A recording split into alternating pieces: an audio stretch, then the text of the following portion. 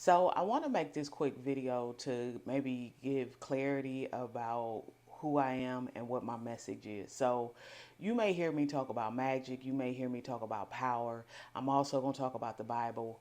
I incorporate all of those things into my life, right? I am not one dimensional. I am many. I am a very spiritual person.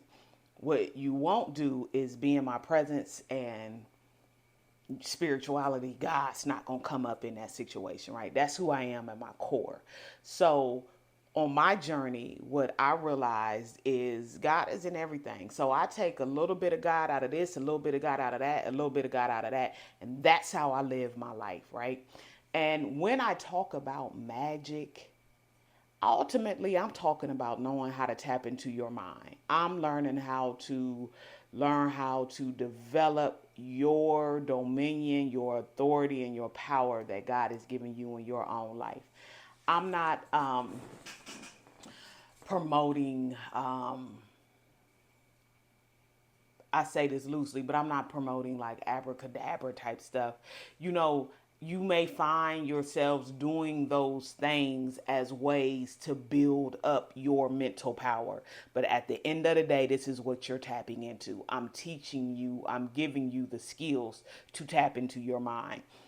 And what I talk about and what I teach is we've gotten stuck at certain levels of consciousness in our mind. We got stuck at certain levels of awareness in our mind. But your mind is everything. It's everything. And that is what taps you into God. Being able to take your mind into these other realms. That's all I'm talking about. So when I talk about magic, that's what I'm talking about. Now, you may find yourself invoking, conjuring, and doing these other things to tap into it. But ultimately, this is the battleground right here. This is what you're trying to get control of, your mind.